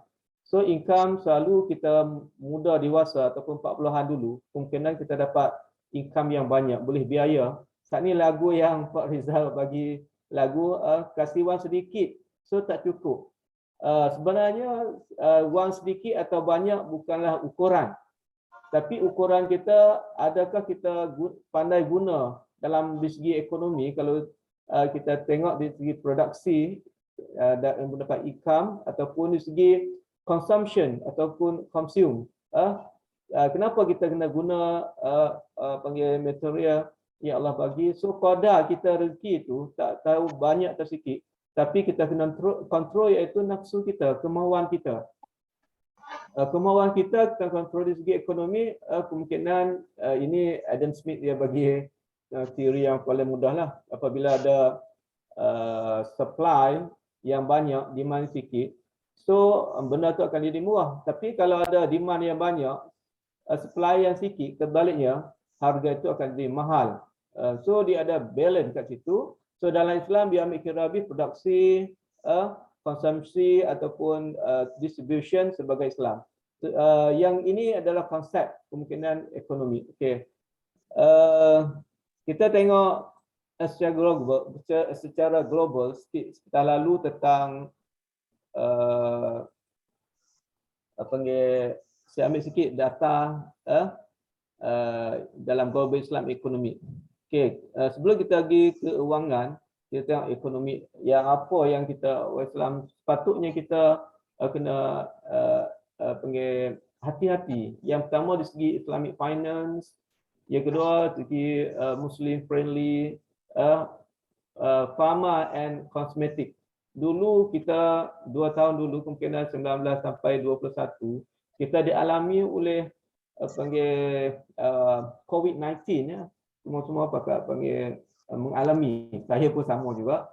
Yang ni lah kita pharma ni ada kemungkinan dari segi farmasi ataupun perubatan. Yang tu selalunya kita kena guna maqasid syariah. Kita tengok tiap-tiap ubat yang kita beli ada halal ataupun source daripada mana. Yang tu adalah kita panggil dia tahap daruriyat ataupun kita panggil terpaksa. Dia ada daruriyat, bagaimana daruriyat kita yang terpaksa, hajat kita dan tasniat. So kalau kita pakai ekonomi yang saya cakap tadi, selalunya kita tak akan panggil sia-sia macam penyanyi tadi dekat suami bagi wang sikit. So kita berguna yang daruriat lah. Kita tak payah pakai makeup yang tasniat tadi. Yang nak cantik-cantik untuk siapa? Kalau suami dah satisfied kepadamu, so tak payah. Lagi kita nak tunjuk kepada orang. Itu sebagai jahiliah pula. Dalam surah Al-Ahzab ayat 33, jangan kita tunjukkan jahiliah ula ataupun kita nak tunjuk benda-benda yang kita nak tunjuk orang, itu dia ada riak. Riak ni adalah syirik khafi ataupun syirik yang kecil. Akan masuk neraka. Syirik, sebutan syirik ni dia akan masuk dan neraka, tidak akan diampuni oleh Allah Taala. Okey, halal food industry, ya ini kita sama-sama untuk sebagai ekonomi production dapat income yang kita dapat panggil halalan thayyiban tu, yang Dr. Hendri tadi cakap, kita ni tak ada kelabu sama samaran. Kita ada yang halal, ada yang haram. Nabi kata halalun panggil bayinun, halal dah nyata, wa haramun bayinun, dan haram pun nyata, wa bainahuma, di antara dua syubhah tu, iaitu kita patut tinggal syubhah, yang kelabu-kelabu tu kita patut tinggal. And then dia ada modest fashion di segi income, dia ada media and recreation. So di sini kita ikut dinar standard source tahun 2022 yang kita panggil di dalam global Islam ini, Malaysia catat teratas lah. Ni kira bilion. Dan dia ada Saudi Arabia, UAE, Indonesia, di segi Turki dan Bahrain, Singapura, dan 8 Kuwait, 9 Iran dan Jordan. Ini di segi Islamic finance, Muslim, item-item yang saya bagi. Jangan kita campur oil, binary, jadi kita guna lain. Ini benda-benda yang kita dapat daripada dinar standard. Ini soft tahun 2022. Okey, last year. Mari kita tengok di segi Islamic financial growth tahun 2014 sampai 2020, so 3 tahun yang lepas. So kita anggaran tahun 2025, 2 tahun lagi, kita tengok di segi growth, di segi US billion. Okey. Kemungkinan Islamic finance di Malaysia start yang formal, iaitu dia set up, kita panggil Bank Islam Malaysia Berhad tu tahun 1994. 93 tabung haji 94. Okey. So jadi kat situ dia start tubuh panggil Bank Islam Berhad yang dipanggil yang besar, dana besar, iaitu tabung haji. Tabung haji dia start daripada tahun 1963 kalau tak salah saya.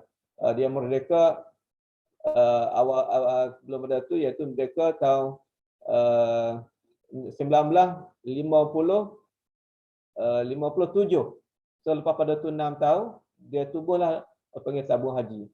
Itulah dana orang Islam yang satu-satunya dana kita panggil halalan thayyiban, iaitu halal, dan tujuan dia al-falah, iaitu menuju kepada haji.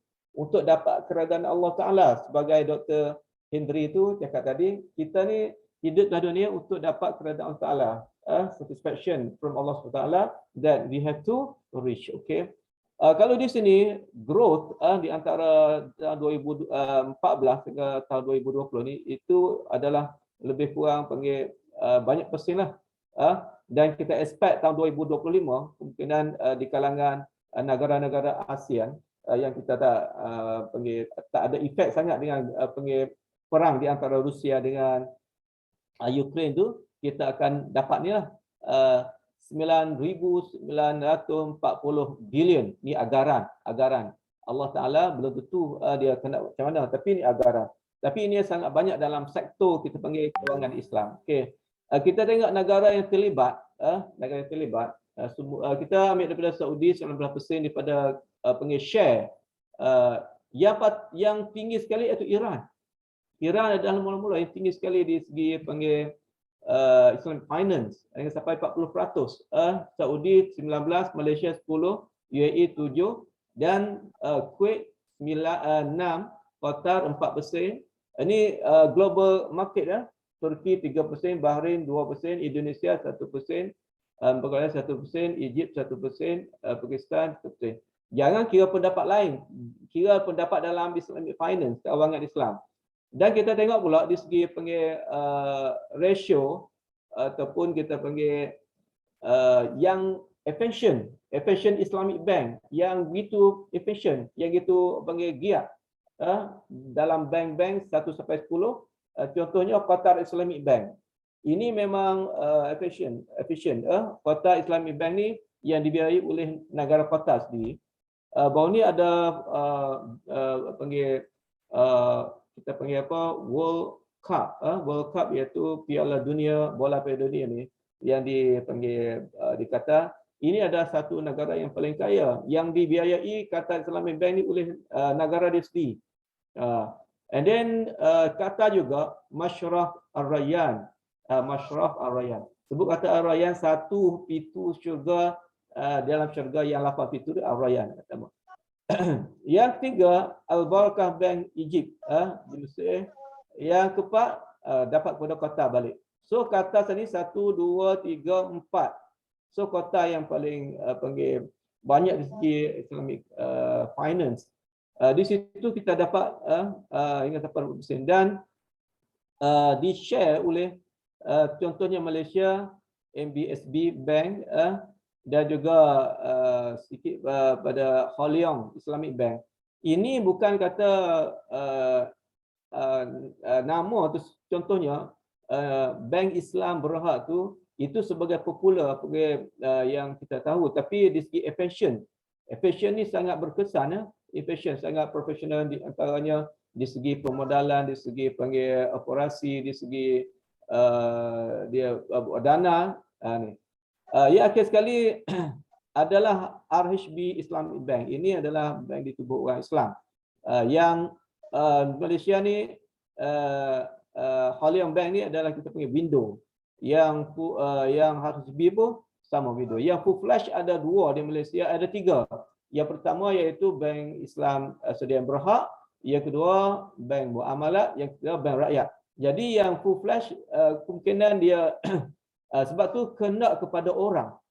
Saya alu-alukan kepada panggil player ataupun orang yang nak memainkan Islamic finance ataupun kewangan Islam untuk kita sama-sama belajar. Kita di sini pun di Indonesia pun alu-alukan. Kita bukan pandai tama, kita share knowledge. Lagi player orang banyak yang tahu di segi syariah, insya-Allah perkembangan di segi panggil kewangan Islam akan grow dan kita akan dapat al-falah tu tadi. Sekarang ni orang tak banyak. So kita ada blame kata kenapa populasi di Indonesia banyak yang penganut Islam. Tapi kita tengok literasi dia, mungkin dia tak faham di segi panggil apa itu kegunaan kewangan Islam, apa itu objektif hidup kita, apa itu kemenangan yang kita akan dapat daripada Allah Ta'ala. Allah Ta'ala akan bagi ganjar kita. Sebab tu di konsep panggil kat situ kita kena ada ilmu halalan tayyiban tu. Halal tayyiban, halal dah dan kena jadi baik. Okey. sikit lagi kita tengok financial growth outperform questionnaire pair during pandemic.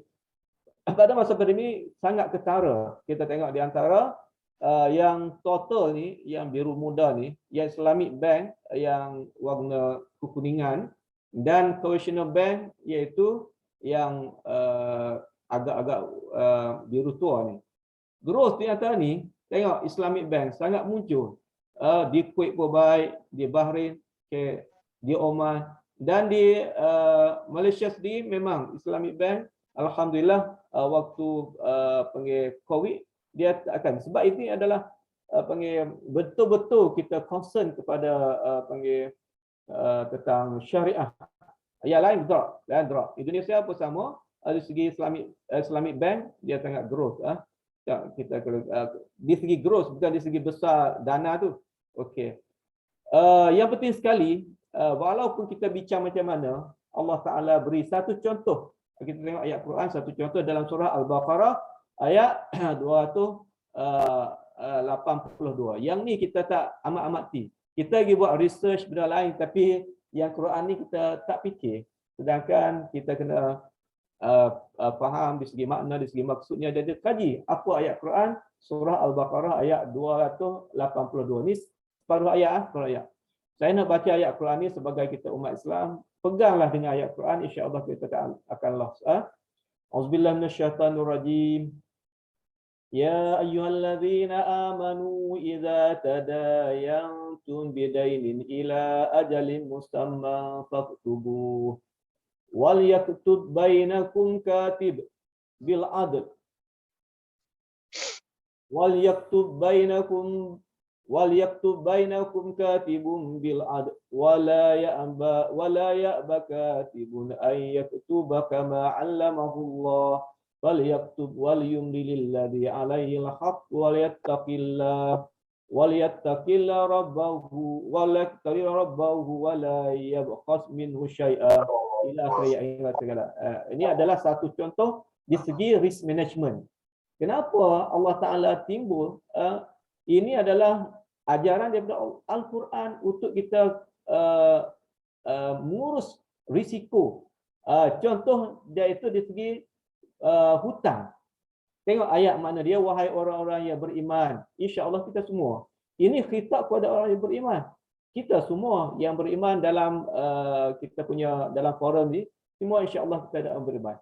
Apabila kamu menjalankan suatu urusan, kita kemungkinan bisnes, kemungkinan urusan keagamaan, urusan kenegaraan, dengan hutang. Ayat ni jelas. Yang ni khitab khas bagi hutang piutang, iaitu kita panggil finance berbaik, ataupun kita panggil apa yang istilah kalau kita dalam Islam kita guna financing.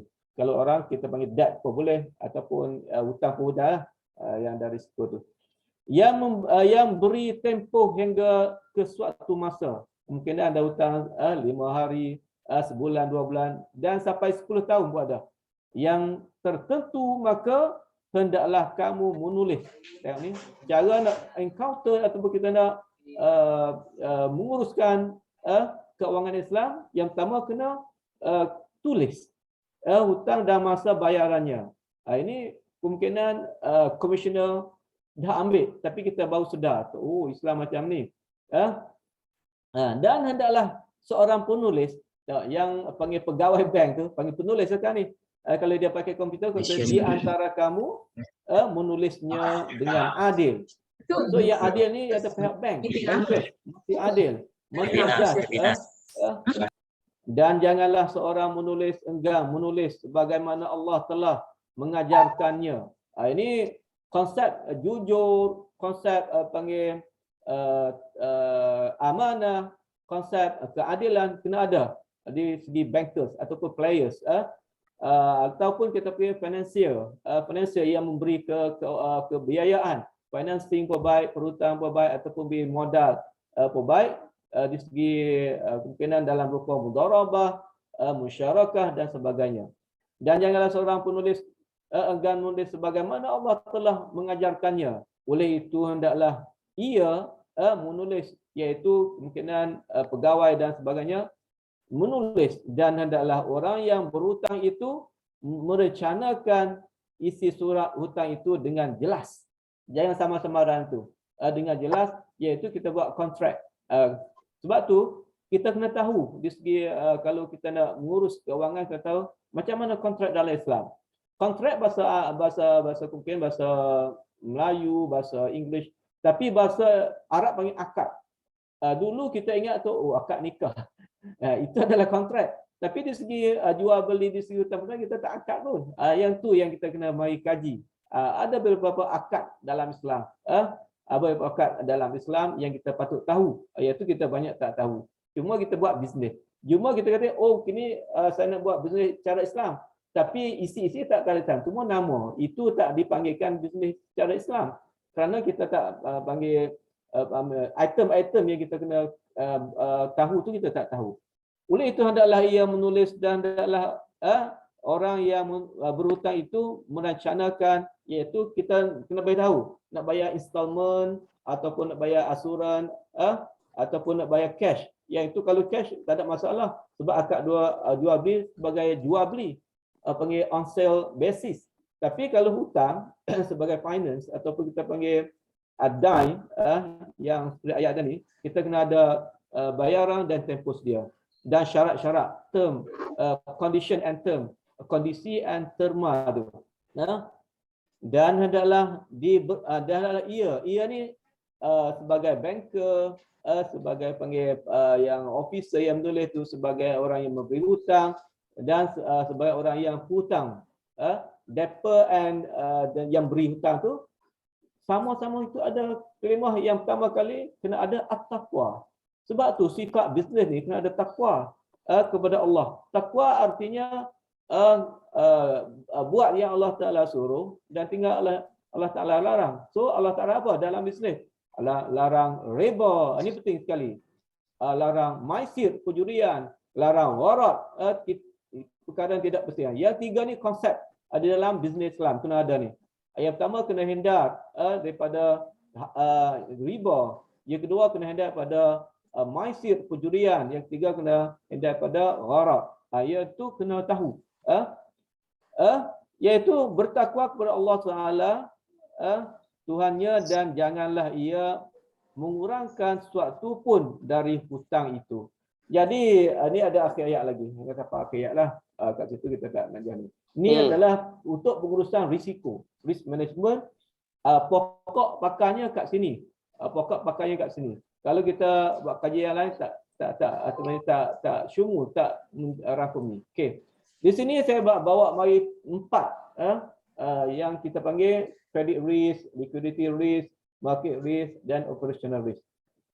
Yang ayat tadi tentang credit risk iaitu hutang piutang. Okey. Saya nak banyaklah sini kerana kemungkinan kita guna masa banyak, kita tak nak okey.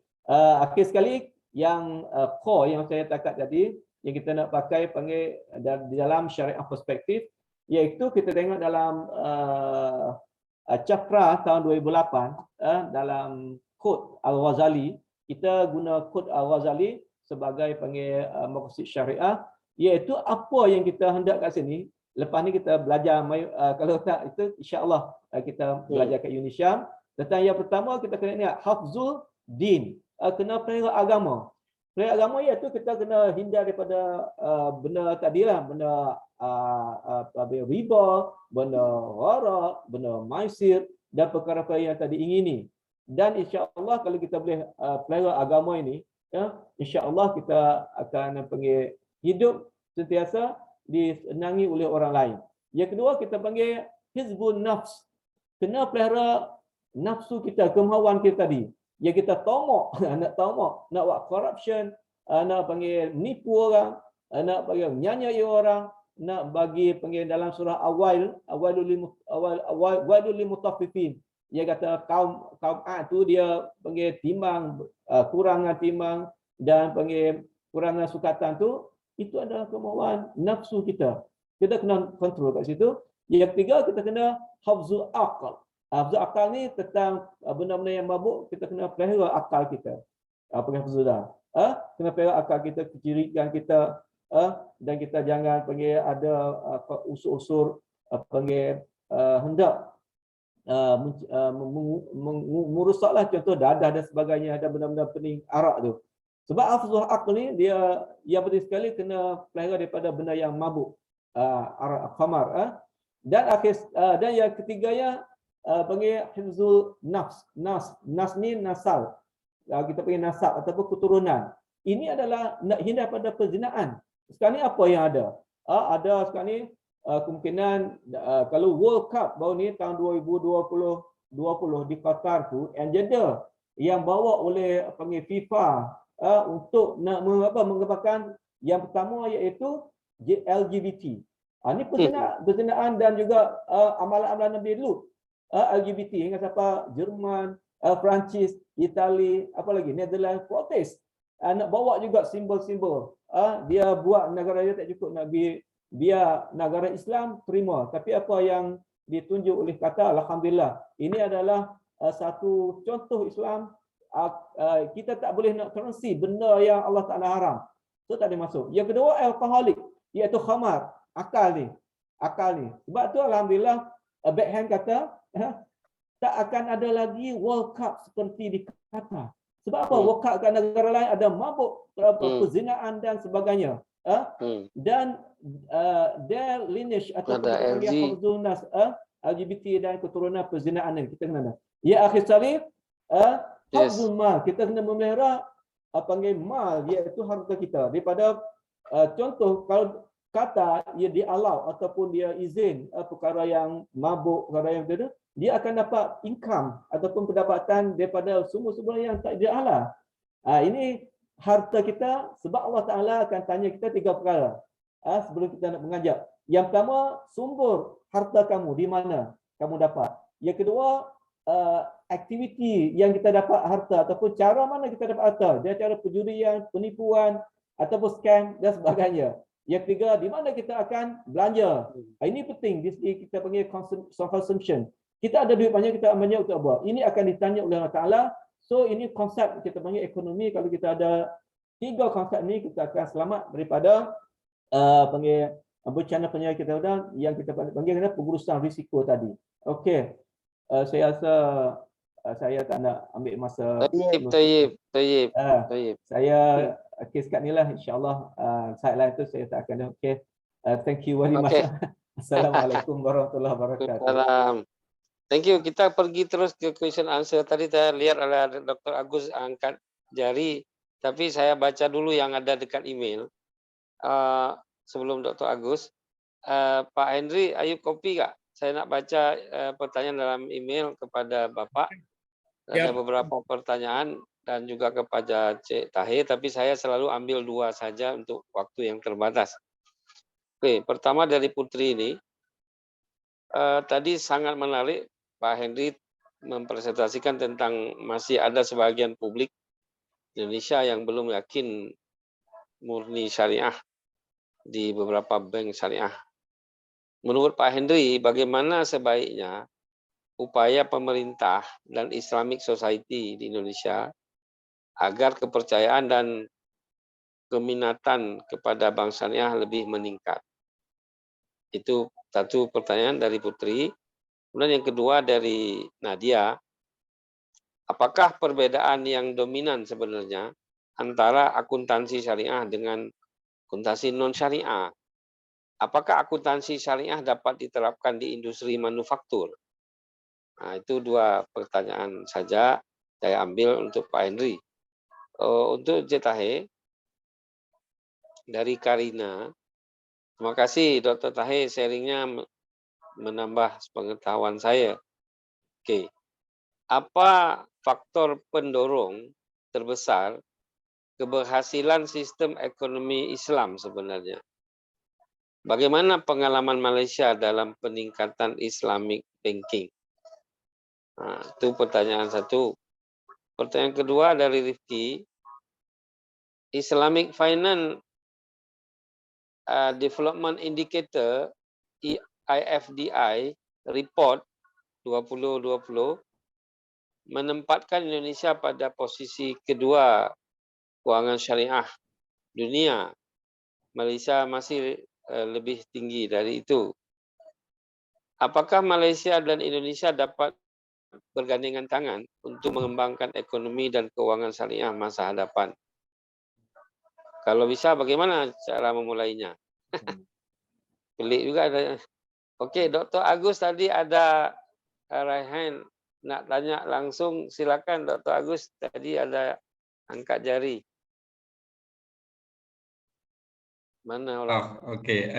Good morning. Assalamualaikum, Mr. Tengku Syahrul Reza. Assalamualaikum Dr. Muhammad Tahir dan Pak Adrian Nyali. Okay, my question is about comparison between Islamic banking in Indonesia and Malaysia. And what is your opinion how to enhance, especially in Indonesia, Islamic banking? As we know that Islamic banking in Malaysia is growth so fast, and so how about your opinion for Indonesia to enhance our Islamic banking? That is my question. Thank you very much. Okay, I think this question for the both speaker. Yeah, right? Okay, the first Pak Hendy jawab dua pertanyaan awal tadi, setelahnya yang Dr. Agus tanya. Sila. Baik, terima kasih Pak Tahir dan terima kasih pertanyaannya tadi dari siapa Pak? Putri dan Nadia. Putri. Oh ya, terkait dengan apa upaya-upaya pemerintah ya di dalam Islam itu sekali lagi dia yang jelas adanya keadilan dan kejujuran, sama satu lagi adalah hilangnya keraguan-raguan ya. Tadi Pak Dr. Tahir sudah sampaikan ya di dalam surat Al-Baqarah itu 282 jelas sekali terkait tata niaga dengan ekonomi, transaksi ekonomi.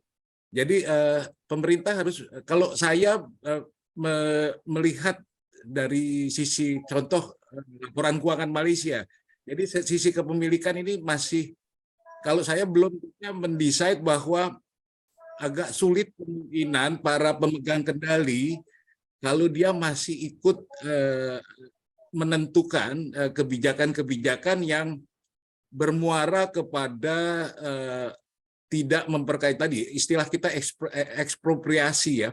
Jadi expropriation itu adalah tindakan pemegang kendali untuk memperkaya diri sendiri dengan menggunakan aktiva atau kekayaan orang lain. Nah ini ya. Contoh beberapa kasus di Indonesia itu terjadi, misalnya seorang ustadz ulama mengumpulkan crowdfunding dari umatnya digunakan untuk investasi. Nah, bagaimana pertanggungjawaban ini kalau ternyata investasinya itu ada impairment atau impaired, jadi penurunan nilai. Siapa yang bertanggung jawab gitu kan? Karena tadi umat Islam itu cenderung ya sudahlah, yang poin ketiga dari tujuan akuntansi syariah Indonesia ya sudah mengharapkan ridha Allah. Berarti kalau dia sudah lillahi ta'ala sifatnya, kalau dia sudah menanamkan uangnya ke itu ya akan digunakan untuk apa, yang tadi Dr. Cimat jelas, yang penting tidak melanggar prinsip-prinsip ada perjudian, lain-lain. Tapi yang satu poin adalah kalau kita Islam itu harusnya mengarah kepada bagaimana sosialisasi pemanfaatan dana syariah tadi untuk kemaslahatan umat. Jadi bukan hanya ke pemilik. Jadi semua yang tadinya kecil jadi besar, nah itu jauh lebih bermakna atau mengarah kepada surat Al-Baqarah 282 itu jelas. Jadi kalau hanya segelintir orang itu agak repot. Jadi silakan, kalau yang paling penting dari sisi akuntansi saya lihat upaya-upaya tidak ada majority shareholder gitu. Kalaupun dia menentukan kebijakan harus diakatkan, istilah Pak Dr. Tahir tadi ya, harus disamaratakan, semua punya hak yang sama, punya kedudukan yang sama dan dirembukan dan disepakati bersama. Nah itu baru bisa kita jalankan. Nah yang berikutnya adalah akuntansi syariah untuk manufaktur. Tadi kalau memang manufaktur itu mengarah tujuan akhir perusahaan itu didirikan untuk kemakmuran para pemegang saham atau itu kembali lagi prinsip syariah itu bukan kapitalisme. Jadi hanya segelintir pemegang saham boleh aja diterapkan sepanjang semuanya di dalam unit kegiatan usaha syariah itu untuk kemaslahatan umat. Sepanjang tidak dilanggar kemaslahatan umat, itulah yang risikonya jangan nanti giliran kerugian tidak mau ditanggung, tapi ditanggung kepada orang banyak atau orang. Nah itu yang agak. Jadi harus semuanya kalau untung bagi rata, bagi hasil yang tidak ada satupun yang merasa terzolimi, kalau kerugian pun ditanggung bersama. Itu prinsip syariah. Jadi kalaupun nanti ada bisnis, ya itulah mengarah untuk kemaslahatan semua umat. Nah yang repot di Indonesia, sekali lagi beberapa pengamat yang saya temui, Prof. Reza ya, bahwa ya sudahlah kalau bisnis syariah murni nggak akan bisa diterapkan di Indonesia. Gitu. Artinya udah pasti banyak yang tutup kalau menjalankan itu. Tetap kepada masih ada unsur kapitalismenya. Jadi memperkaya para pemilik modal.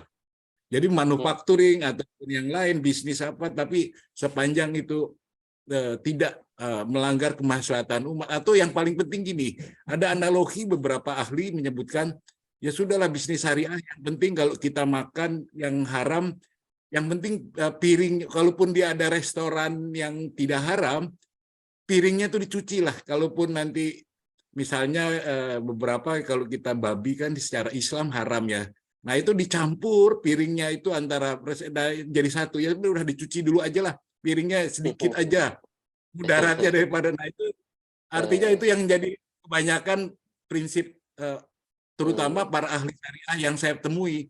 Yang penting sedikit mudarat daripada manfaat. Nah, itu yang repot. Jadi kalau itu harus jelas, tidak ada keraguan-raguan antara hitam dan putih gitu. Terima kasih. Tadi Dr. Agus ada tanya sesuatu yang mungkin Bapak mau komentar. Aduh, saya apa tadi ya? Boleh dibantu? Kalau gitu Dr. Tahir aja nanti yang giliran menjawabnya. Oke, En, silakan 2 pertanyaan ditambah 1 yang direct. Bismillahirrahmanirrahim. Assalamualaikum warahmatullahi wabarakatuh. Pertama kali terima kasih kepada Karina, student dosen. Nadia dan Rizky, student dan ada salah 1 kali. Alhamdulillah.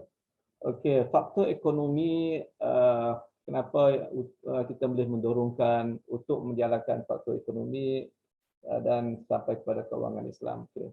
Faktor yang pertama di segi ekonomi, iaitu asal ekonominya yang kalau kita ikut takrif asal untuk household, ekonomi untuk household ataupun kita panggil untuk keluarga. Untuk keluarga selalunya dalam Islam, lelaki yang dicari duit. Dicari duit ni dalam istilah ekonomi jadi production. Production ni income, masuk kan. Tapi orang yang mengurus duit itu, orang yang mentasarruf ataupun kita panggil consumption, iaitu orang di rumah. Siapa di rumah? Kemungkinan isteri dan sebagainya lah. Sebab tu untuk kita mendorongkan ekonomi Islam ni, kita membanyakkan kaum ibu, kaum wanita ni untuk faham di segi ekonomi. Kalaulah kita dapat contohnya income RM10,000, jangan kita guna sampai RM11,000. Jadi letihlah production tu untuk cari income. Itu adalah istilah ekonomi. Yang kedua, sebab tu perempuan ni hendaklah dalam surah An-Nisa, dalam surah Al-Ahzab ayat 33, waqurtun fi buyutikunna tu, iaitu hendaklah perempuan banyak duduk dalam rumah. Apabila kita banyak duduk dalam rumah, so kita tak naklah pada hiasan tu.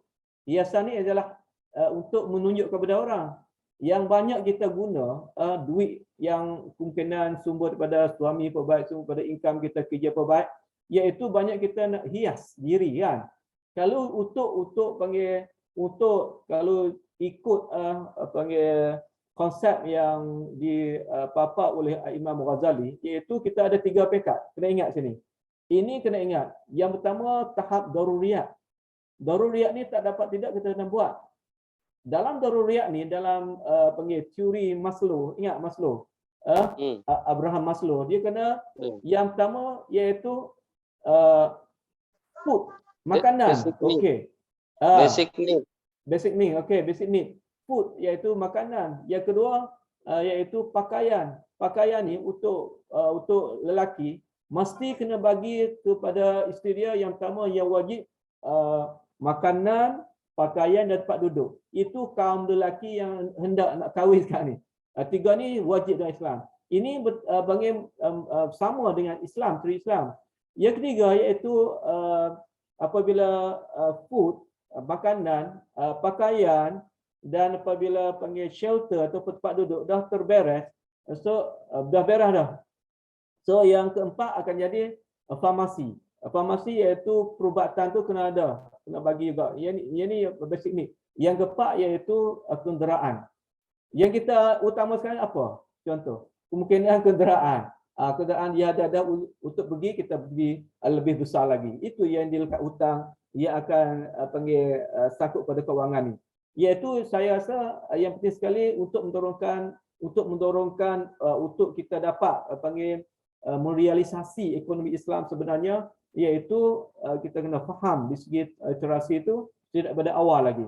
So apabila ibu dia faham di segi guna panggil harta yang diberi oleh suami dia ataupun dia sendiri, so dia akan ada kat situ jimat dan kita guna dengan cara taktik Islam bukan ikut nafsu, tapi ikut dengan cara Islam. Itu untuk nak mendorongkan sebagai ekonomi Islam yang kita kata mula daripada kita, mula dari bawah. Kalau kita mula bawah, memang kewangan Islam, bank Islam, syariah, tak syariah, walaupun government ataupun kerajaan, contohnya Indonesia sangat kaya kan, contoh di segi sumber-sumber, dia tak akan jadi kalau kita tak mula daripada bawah. Tadi saya dapat video daripada Prof. Riza di Banton. Ada yang bagi saya. Itu promosi untuk apa? Kalau boleh itu untuk kita panggil ekonomi sederhana ataupun kita panggil ekonomi serba cukup. Bahasa saya panggil strategi Popiang. Strategi Popiang ni yang dikelola oleh Islam, tapi di Thailand tu Raja Rama IX tu dia buat model.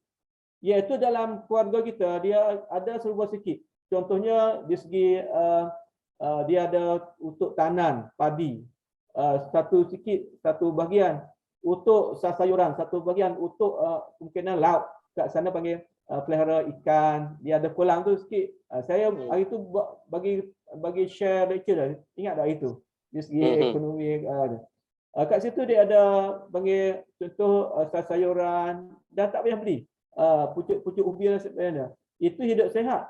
So kat situ kita boleh maintain diri kita, kemungkinan tak kena beli, tak kena pergi pasar yang beli benda-benda yang contohnya salad yang ada mengandung kimia dan banyak. Itu menyebabkan kita dapat penyakit yang paling mudah. Kalau kita maintain diri, insya-Allah ekonomi kita baik, kesihatan kita baik, keluarga kita bergotong royong. So itu adalah keluarga yang bahagia dengan ekonomi yang serba cukup. Okey. Yang kedua, apakah panggil Malaysia dan Indonesia boleh kita panggil buat kerjasama dah di segi keuangan Islam. Memang dah kerjasama. Contohnya baru ni nampak PM Datuk Seri Anwar Ibrahim pergi bertanya Jokowi kan.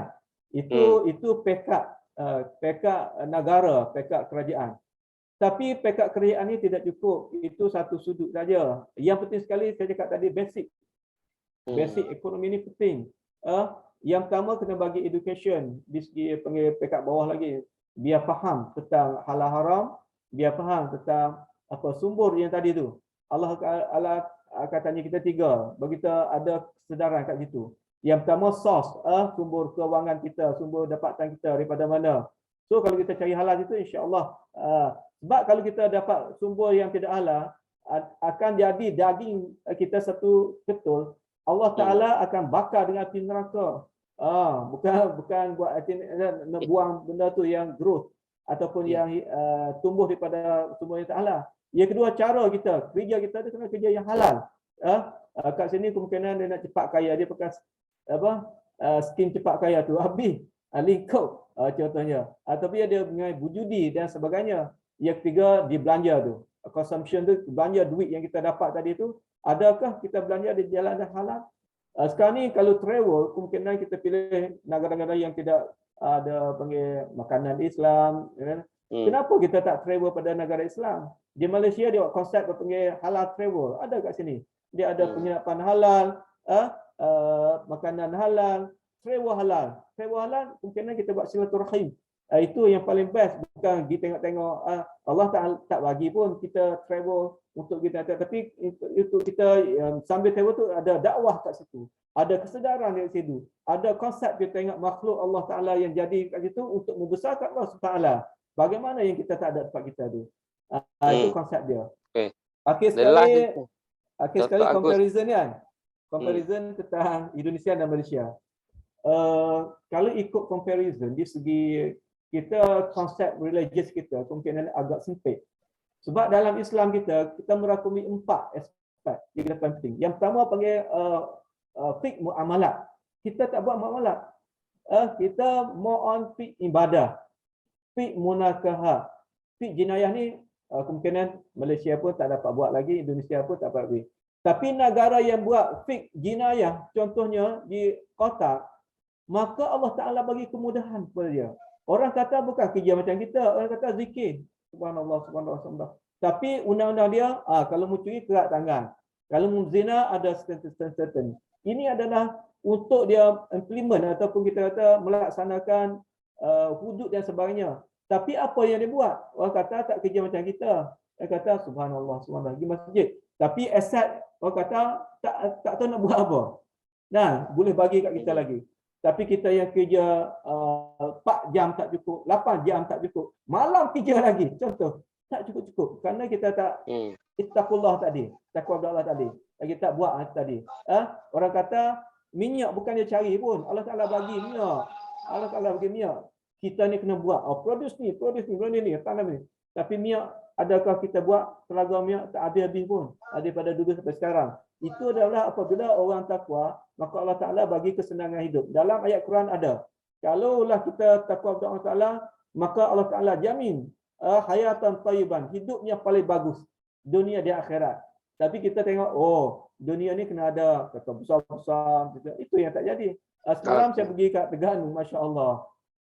Apabila masa klik, kemungkinan 10 jam saya drive. Kenapa? Kerana banyak kereta tapi jalan tidak ada banyak seperti kereta tu. Jalan satu, kereta banyak. So kita kena jam kat situ. Wallahualam. Saya rasa pekat kita ni penting. Bukan harap ke kerajaan tapi pekat basic. Wallahualam. Assalamualaikum warahmatullahi wabarakatuh. Baik. Terima kasih. Waalaikumsalam. Wah, ini udah injury time ni. Tapi ada Ibu Faidah Rahman ni. Ibu mau komentar apa 1-2 menit boleh? Ini pensyarah daripada Cypher. Ini dia mengajar tentang risk management ni. Dia usahawan. Boleh Bu, boleh komen 1, 2, 3 minit. Dia cakap sikit. Okay, Assalamualaikum warahmatullahi wabarakatuh. So boleh dengar saya ya? Okay, Alhamdulillah. So saya bersyukur kerana dapat sama-sama berkongsi ilmu pada hari ini. Saya ilmu baru juga bagi saya sebab saya baru menceburi bidang ini. Sebelum ini saya banyak kepada konvensional lah dan perancangan keuangan. So alhamdulillah banyak ilmu baru. Terima kasih Bapak semua yang hadir dan mengadakan program ini. InsyaAllah saya cuba untuk membentangkan beberapa paper untuk siri yang akan datang insyaAllah. So saya sekarang pun sedang belajar dengan Dr. Tahir untuk cara untuk membuat penyelidikan yang terbaik ini. Okay, terima kasih. Baik. Okay, Bu Faidah, thank you for your sharing. Pak Henry, closing remark 1-2 menit, but hope you can to share your email address. Mungkin Ibu Faidah will be to communication with you too, and Cik Tahir juga untuk Tuan Henry dan Pak Agus boleh berkomunikasi selepas ini. Okay, Pak Henry, closing remark 1-2 menit. Ini sudah masuk injury time kita ini. Okay, sila. Terima kasih Pak Prof. Reza. Jadi hanya ini yang pertanyaan saya sampai sekarang masih belum bisa banyak paper. Mungkin Faida bisa diinikan ya. Kenapa penerapan bisnis atau akuntansi syariah ini belum banyak yang nggak berhasil di negara-negara yang demokrasi. Jadi lebih banyak paper yang saya baca itu di negara-negara kerajaan yang model pengelolaan negaranya seperti itu, Karena ya sebaliknya kayak negara-negara Middle East banyak kerajaan, tapi para pemimpin atau pengelola negaranya itu education-nya di Eropa, di Amerika, jadi masih banyak unsur kapital. Nah itu yang perlu silakan kalau mau diajukan. Jadi contoh Saudi Arabia banyak sekali pemimpinnya itu pendidikan education-nya itu dari Amerika, artinya masih arahnya ke kenapa nggak penyerapan bisnis syariah itu sendiri tidak berhasil di negara-negara demokrasi, karena mungkin ada salah satu variabel yang perlu diteliti tadi, kenapa itu kan. Jadi lebih banyak berhasil negara-negara kayak Malaysia dengan Indonesia dulu, kita itu ternyata Malaysia lebih berhasil menerapkan syariah, karena di Indonesia ini kan demokrasi ya agak berat memang, banyak kepentingan politik, kepentingan lain-lainnya. Jadi ujung-ujungnya kembali ke kapitalisme. Oke, mudah-mudahan sharing ilmu nanti saya banyak sebenarnya pengen ngambil PhD juga nih Pak Cik Tahir dari scholarship bagaimana syariah. Welcome. Nanti Bapak boleh terus ambil di Unisam komunikasi ke Cik Tahir, Bapak. Taruh terus itu emailnya Pak di chatbox, nanti saya beri nomor Bapak. Emailnya apa saya tulis atau disebutkan aja? Enggak apa-apa, saya akan kasih nomor Bapak pada Cik Tahir biar komunikasi nanti. Ya, insyaallah. Jadi email ke kampus henry.yan@saunggul.ac.id. Jadi I will share your bimbit number Pak, no problem. Kepada nanti Ibu Faida boleh minta Pak Tahir nanti. Oke. Thank you Pak Henry. Cik Tahir boleh ini closing remark 1-2 menit. Bismillahirrahmanirrahim. Akhir sekali seperti saya awal lagi, dalam syariat Islam kita ada azan kan. Azan itu sebagai syiar Islam. And then kita mula dengan Allahu Akbar, Allahu Akbar. Sebenarnya kita kekurangan ma'rifatullah. Awwaluddin ma'rifatullah. Awal-awal agama kita adalah mengenalkan Allah. Apabila kita tidak mengenalkan Allah, so hidup kita menjadi panggil ambang-ambing macam ombak. Ombak ke situ, kita ke situ. So kita tak ada tauhid tu. Apabila Allah Akbar, Allah Maha Besar, yang lain kecil. Buat kapitalisme untuk panggil pakai teori Adam Smith dan sebagainya, teori yang banyak macam kita research, itu adalah useless di segi kita. Kalau kita tidak mentauhidkan Allah Ta'ala, ya Allah Akbar tu. Sebab tu Allah Ta'ala bagi Quran, tapi kita letak tepi Quran sebagai rujukan, reference. Kita tak ambil. Ayat Baqarah 282 tadi adalah sangat penting kepada kita untuk kita mengamalkan konsep, iaitu konsep dalam belakang ayat itu dia ada keadilan lagi. Keadilan, dan kita kena mesti jujur dan sebagainya. Itu ada konsep untuk kita mengamalkan keuangan Islam yang sejatinya. Dan akhir ayat sekali, sebelum pada akhir azan tu, hayya alal falah, mari kita menuju ke panggil konsep kejayaan. Hayya alal falah tu penting. Saya pun fikir-fikir dulu apa ni tabung haji. Dia pakai konsep dia al-falah. Rupa-rupanya orang dulu, masya-Allah, tok guru dulu buat tabung haji tu dia tahu dah. Al-falah ni mesti kita semua kita macam al-falah, kemungkinan al-falah konsep masing-masing. Al-falah Pak Riza mungkin al-falah poligami contoh ni, contoh poligami, dan untuk membanyakkan umat, untuk membanggakan umat dapat Nabi SAW. Konsep Pak Henry kemungkinan nak menjadi orang cemerlang dalam panggil academician sebagai profesor unggul. Kalau sini yang profesor yang paling tinggi adalah profesor Profesor Ulum. 4 orang ya dalam negara Malaysia, 4 orang mati ni bawa ulum. Tu Profesor Ulum. Dan Profesor Ulum dapat panggil banyak panggil kemudahan daripada kerajaan. Kukuna itu adalah konsep kita. Sebenarnya kita kaji balik kepada azan kita tadi, tauhid uluhiyah, rububiyah dan asma wa sifat tu, biar kita menerapkan daripada anak-anak kita, baru kita insya-Allah jalan lancar. Ihdinas siratal mustaqim. Ihdinas siratal mustaqim, bagi kita minta. Dan kita Segala kita ni ada sifat kekurangan, sifat nafis. Tapi Allah sajalah sifat kamalat, sifat kesempurnaan. So, dalam surah Al-Ikhlas, Allahus Samad. Allah lah tempat kita bergantung. InsyaAllah kalau kita ada Allah tempat kita bergantung, kita selamat dunia dan akhirat. Dan orang Islam akan jalan seperti kita akan dapat dalam mana-mana data itu. Wallahualam. Cik, thank you very much, Cik. Satu masa nanti saya mau ajak you